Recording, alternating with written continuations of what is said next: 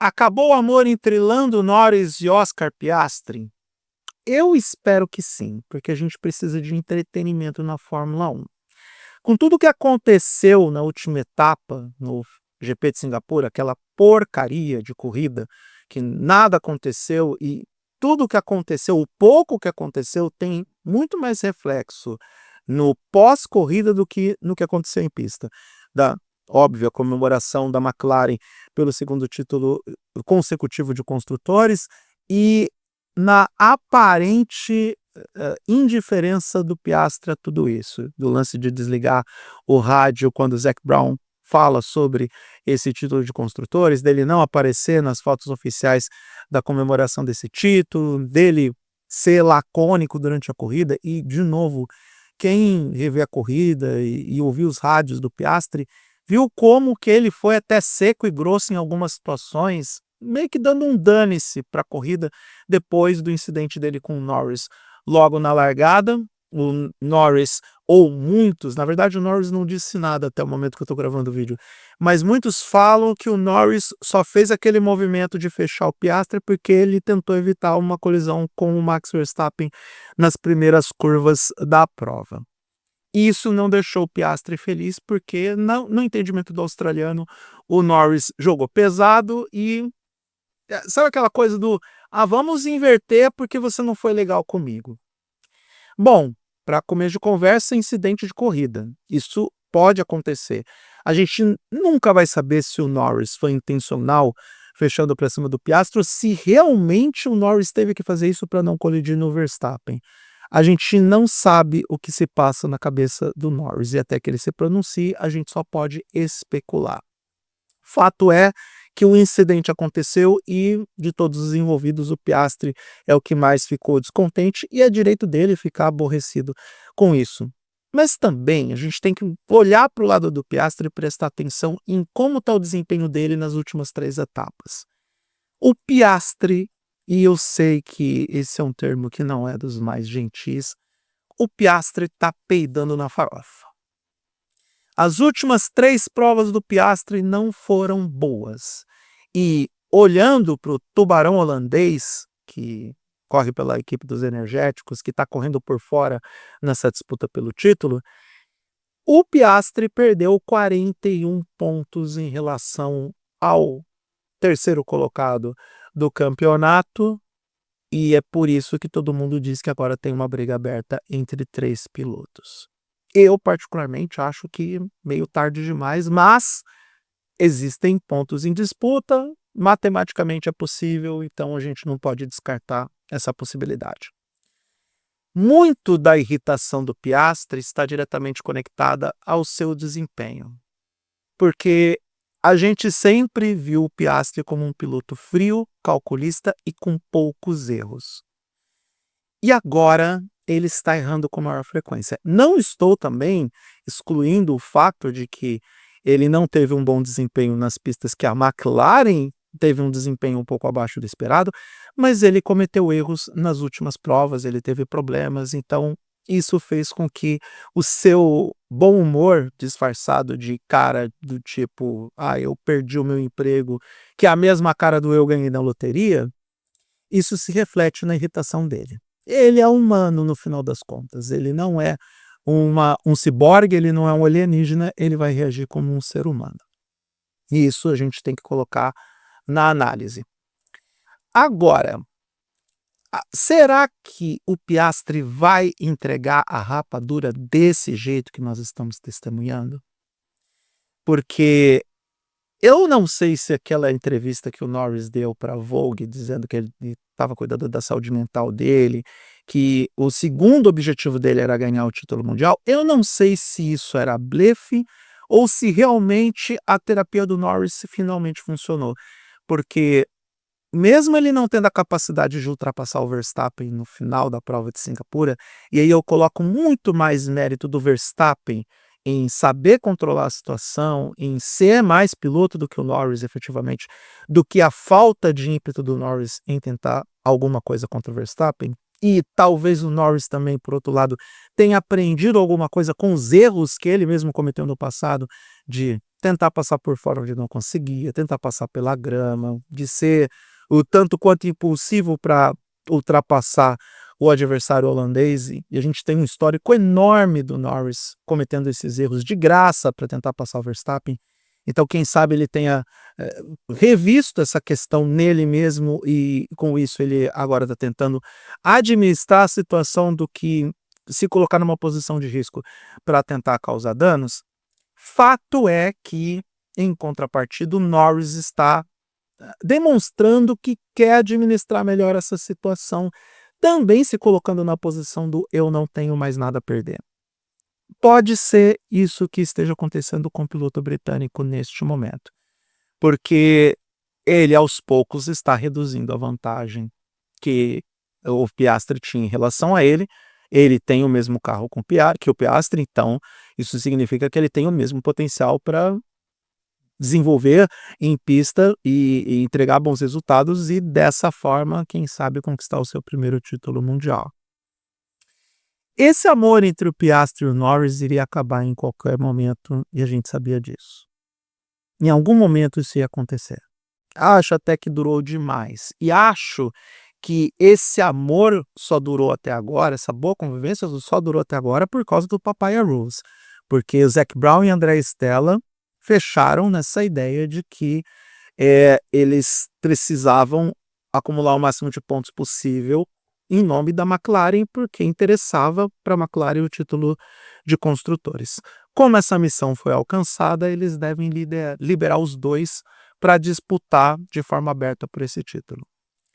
Só que é o tal negócio. Mesmo a McLaren cometeu esse erro com o Norris quando ele ainda tinha chances de disputar o título do ano passado com o Verstappen, e isso com certeza atrapalhou na campanha do piloto britânico ou na tentativa de conquista desse título. E aqui eu estou excluindo todas as largadas que o Norris fez que foram equivocadas, todos os erros que o Norris cometeu, só estou olhando exclusivamente para a decisão da McLaren em ficar segurando essa ideia de liberar um dos pilotos para ser o primeiro piloto para a conquista do título mundial individual. E a gente já tem um histórico de como isso dá muito errado. Os dois casos mais emblemáticos, na minha opinião, são a Williams de 1986, que tinha Nelson Piquet e Nigel Mansell, já era o melhor carro daquela temporada, apesar da McLaren não ser um carro horroroso. A McLaren do Alan Prost e do Keck Rosberg não era um carro horroroso, mas era um carro relativamente problemático e estava atrás da Williams Honda, do brasileiro e do britânico. E aí, depois de tanto bater cabeça, Piquet e Mansell, o Prost vence o título na situação limite no GP da Austrália, uma das melhores finais de temporada de todos os tempos. E com isso a Williams, que teoricamente tinha um campeonato ganho, ou a disputa de pilotos ganha, porque os dois pilotos eram bons e competitivos, perdeu para o Prost com toda a sua regularidade. E no caso de 2007, a própria McLaren, que perde o título, o título de pilotos, o Kimi Raikkonen conquista aquele campeonato porque Alonso e Hamilton começaram a bater roda com roda, os dois quase se pegaram fisicamente dentro e fora dos carros, e isso fez com que o Raikkonen comesse pelas beiradas e conquistasse aquele título. Exemplos existem de que pode dar muito errado, e eu sempre defendo que o título de pilotos também é importante para a equipe, porque afinal de contas é a possibilidade, por exemplo, de carregar o número 1 na frente do carro. O Verstappen, ele com muito orgulho ele carrega o número 1 como campeão do mundo pela Red Bull. Isso dá prestígio, dá marketing, dá visibilidade positiva, algo que a McLaren parece que não está pensando muito nisso. Pensou na grana do campeonato de construtores, mas em construir um campeão mundial, ela não tem esse pensamento neste momento. Pelo menos aparenta não ter. E aí também entra o lance da preferência, porque muito se fala, muito se especula de que teria um preferido na McLaren. Só que essa é uma narrativa ambígua. A gente não sabe se é o Lando Norris pelo tempo que ele tem na equipe, ou se é o Oscar Piastri por toda a briga que a McLaren fez para ter esse cara. Todo mundo se lembra que teve aquela disputa com a Alpine e no final o Piastri ficou com a McLaren. Então, é ambígua essa ideia de que existe um favorito. Em determinados momentos, a McLaren prejudicou o Norris, em outros momentos, a equipe prejudicou o Piastri. Acho que a McLaren precisa melhorar em alguns pontos organizacionais, principalmente nos pitstops, que é um dos grandes problemas da equipe. E aí, isso é tema para outro vídeo. Então, eu torço pelo entretenimento, mas também penso que se a McLaren realmente perder esse título de pilotos para o Max Verstappen de alguma forma, vai ser uma das perdas mais patéticas da história da Fórmula 1, porque poucas vezes a gente viu uma equipe tão dominante, porque a McLaren desse ano, e a gente não está falando sobre isso, já tem mais do que o dobro de pontos da segunda colocada, e por isso conquistou o título. Tem o melhor carro na maior parte do tempo nessa temporada. Tem pilotos que venceram várias corridas, que foram dominantes nos aspectos competitivos e esportivos, e ainda assim pode perder para o Max Verstappen, que se a Red Bull melhorou mesmo, e eu ainda tenho certas dúvidas da melhora da Red Bull pelo resultado do Tsunoda na última etapa em Singapura, e eu ainda acho que esse carro da Red Bull está evoluindo e entregando os resultados muito em função do que o Max Verstappen extrai do carro. Se a McLaren perder nesse contexto, é uma das derrotas mais patéticas da história da Fórmula 1. Se Norris e Piastri, ou Norris ou Piastri, não forem campeões do mundo, pode colocar muito na conta da incompetência até e indecisão da André Stella e do Zac Brown em fazer aquilo que precisa ser feito para que um deles seja campeão do mundo. E também nos méritos absolutos do Verstappen de ser um piloto muito fora da curva. Porque se derem uma chance para ele, ele vai buscar. Eu particularmente acho que essa chance não vai acontecer, porque por mais incompetentes que sejam a McLaren, Lando Norris e Oscar Piastri, a Red Bull vai ter dificuldades no Circuito das Américas e no Circuito Hermanos Rodrigues. Não estou dizendo que ela não vai bem, eu estou dizendo que ela vai ter dificuldades e que McLaren deve ir melhor nessas duas pistas. E isso deve matar as chances de título mundial do Max Verstappen. Mas fica a dica.